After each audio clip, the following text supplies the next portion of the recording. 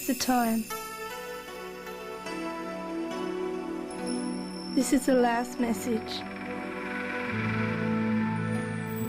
before the Christ comes back to earth.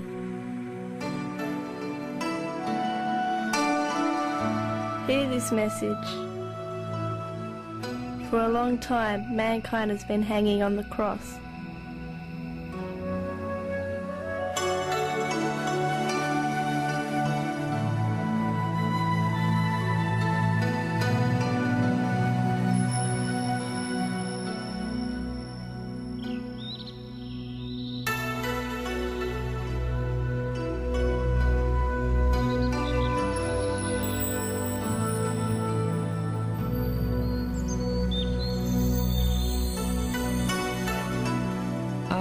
Spirit that lives in everything.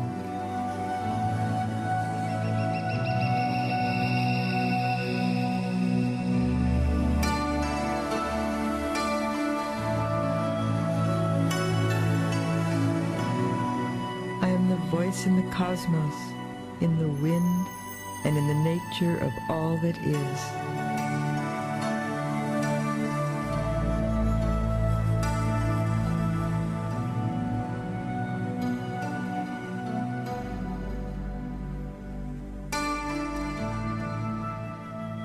I am also the voice within you, only you have forgotten how to listen to it in silence.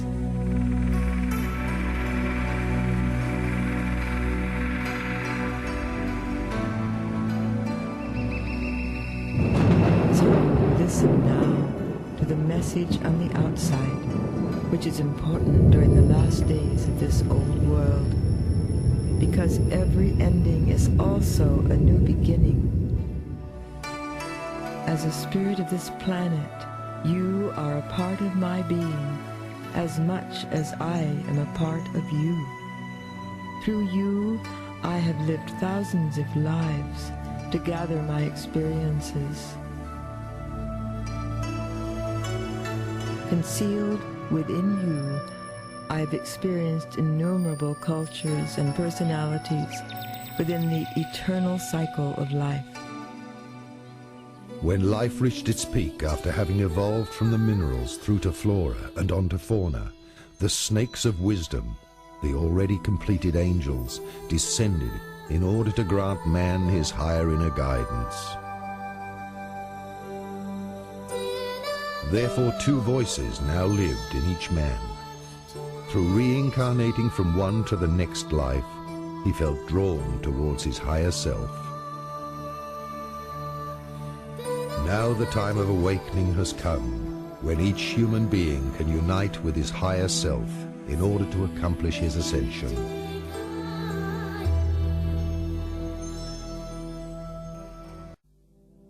When the sleeping God, the master of all that exists, became conscious of himself, the indefinable split into being and non-being, into spiritual world and material world, into the higher heavens of transcendence and the lower worlds of duality. The cosmos formed with all its dimensions and parallel worlds. The world of opposites, which we call duality, came into being. So there are immortal worlds which never experience change, and there are worlds which experience life through constant change. In order to be able to experience himself in infinite diversity, he created out of himself unlimited part consciousnesses, cosmic monads, who gather infinite possibilities of experience in worlds of duality, for the source of all existence. Every cosmic monad can gather experiences through the world of opposites, also known as polarity.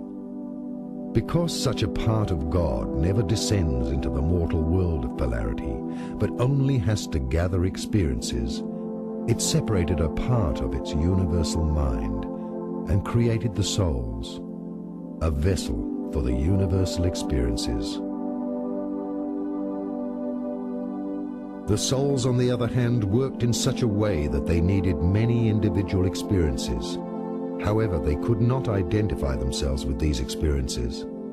Therefore, they created a vessel, which we call the physical body, so that they could gather experiences by reincarnating from one life to the next in the world of opposites and slowly become perfect.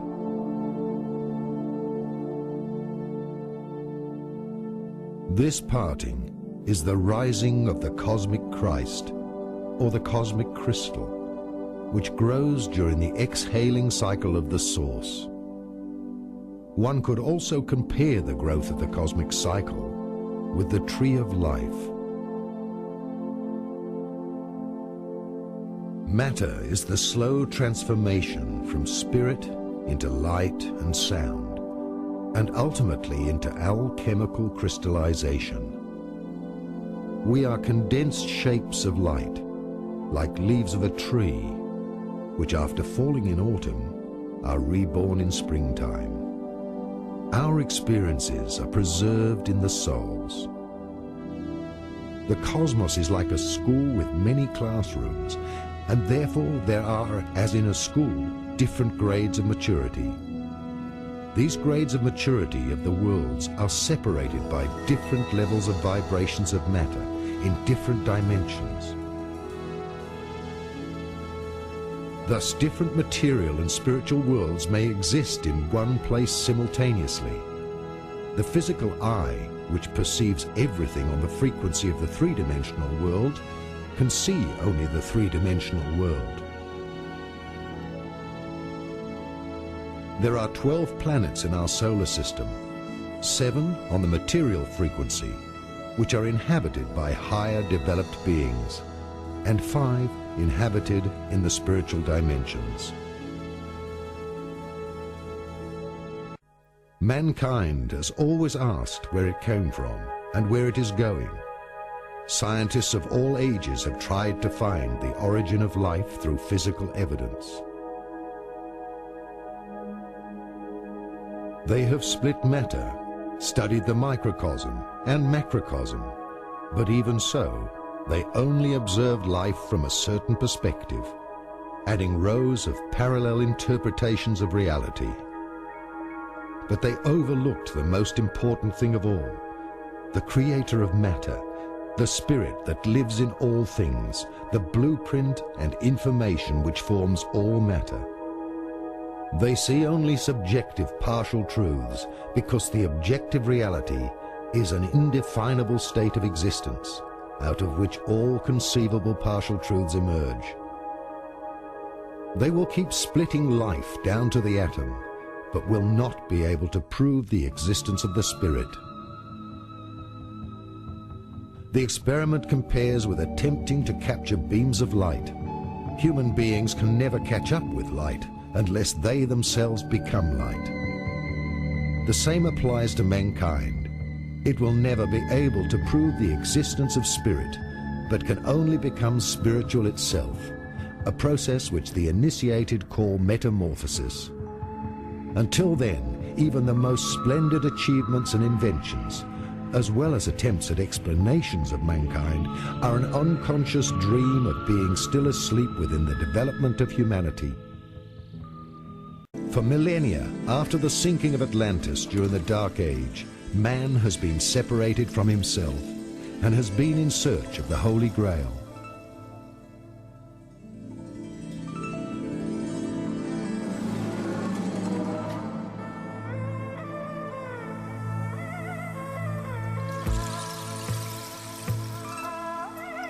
The Holy Sacral, also called Grail, was man himself. Man himself is the holy container into which the Spirit of God flows. For thousands of lifetimes, mankind's developing soul has searched for itself during the descent of consciousness. Nations and people have been the classrooms of reincarnation in order to develop until that point in time where we enter again a new golden age, and where man and God are reunited. Therefore, becoming human has only been a cycle in order to gather new qualities for the cosmic source through suffering and happiness. And once again, we have arrived at the end of a cycle of the cosmic plan of humanity. The survivors of the inner and outer period of cleansing, which have already started, are the seeds for a new spiritual mankind, which will emerge from all nations. It will be the first root race of the fourth planetary cycle, which will rise again into higher consciousness. For some, it will be like the past sinking of Atlantis. For others, like a return, a rising of Atlantis and of its teachings of wisdom. Because fundamentally, every event can be viewed from two sides, from a positive side or a negative one. Even the slightest change in the universe is being guided by the cosmic plan of evolution. The limited human mind fundamentally fears any change, and its biggest fear is death, the wall behind which it cannot see. But nothing gets lost in nature. All elements only change into different, more refined states on their return to the light.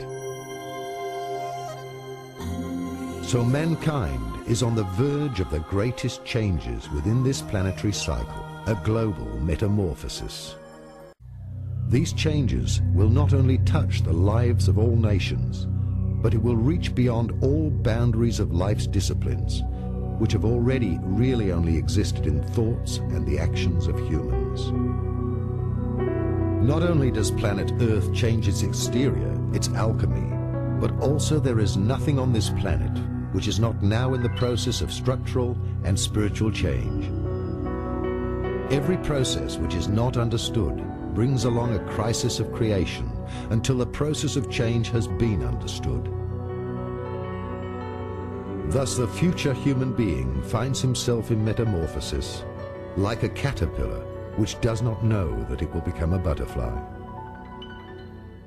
Everything in the cosmos, in our planetary system, on Earth, and within ourselves, humans, will step further up the ladder of evolution according to the plan of the Creator, until a point in time when the cosmic night of creation, the exhaling of God, will come to an end.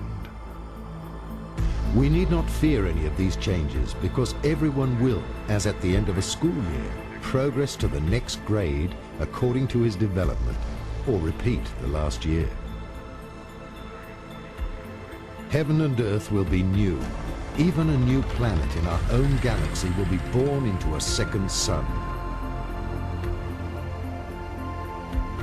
That part of mankind which opened itself will experience the resurrection into the fifth dimension of consciousness. The Mayan calendar and many prophecies of ancient prophets and cultures predict the transition from the Dark Age into the new Golden Age to happen by the year 2011. The inscriptions of the Great Pyramid also point to the year 2011. However, time is a relative factor. During this period, mankind slowly awakens out of its sleep of thousands of years to realize the great reality that the whole universe is alive with different spiritual and material dimensions. God would never have sown a field of flowers like our universe if only one flower, our Earth, would germinate.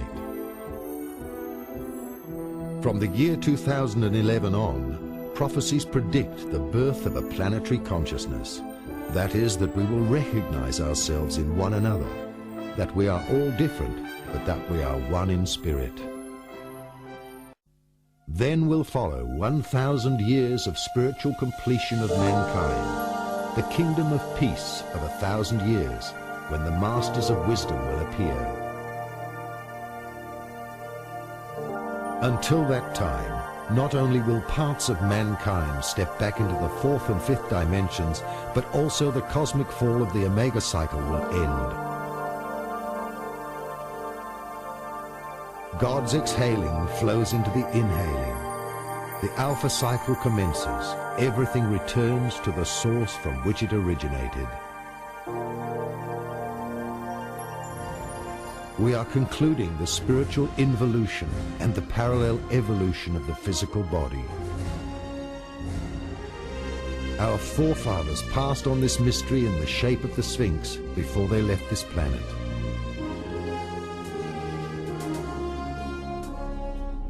The descending spirit of the sun, also called soul, embodied in the human beast, has experienced the crucifixion of the soul through reincarnation. After the death of the human beast, who symbolically represents the animal qualities of the human ego, man will be reborn in spirit through the completion of his ego. This crucifixion and resurrection will be experienced by many people during the following years of the apocalypse, until the planet in its entirety experiences the resurrection. After that, the marriage of heaven and earth follows. Before the alpha cycle begins, we have a non-time, when the source itself enters into us, reconnects with us, so that we are able to feel that we are a united being. The birth of the planetary Christ and the Buddhi consciousness.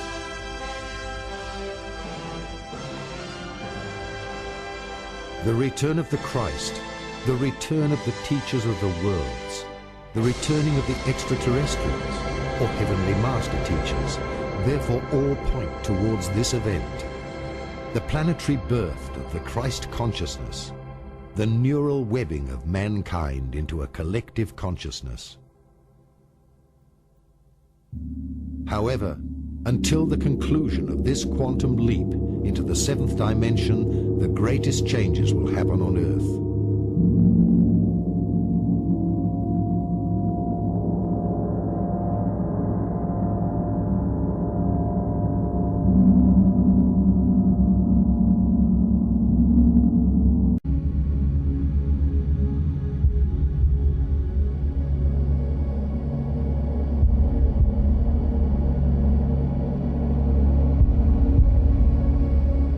The shifting of the poles has already begun. New cosmic energies will then flow through the spine of the Earth, that is the axis of the poles, and be distributed across the electromagnetic field of its aura. As the old prophecies have already predicted, the wheat will part from the chaff. Those people who can adapt to the faster flowing energy by extending their consciousness will survive the purification process. Those people, however, who desperately cling to the old reality will have difficulties adjusting their bodies to the faster frequency. Therefore, their process of aging will be accelerated. The great purification will divide mankind into two big groups.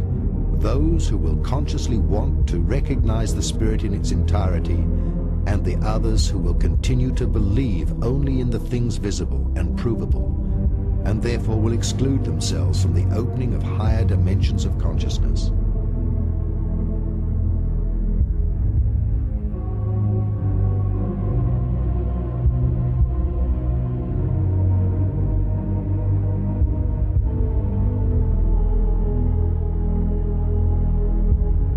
Many prophets, such as those mentioned in the Apocalypse of the Bible and by Nostradamus, have predicted that within the next stage of transition from the third dimension of consciousness into the fourth and fifth dimensions, large disasters will occur. If one compares all the prophecies of writings such as the Bible, the secret revelations of John, the Quran, as well as writings of recent seers, and well over 100 appearances of Mary until 1987, a shocking scenario of three large world events emerges.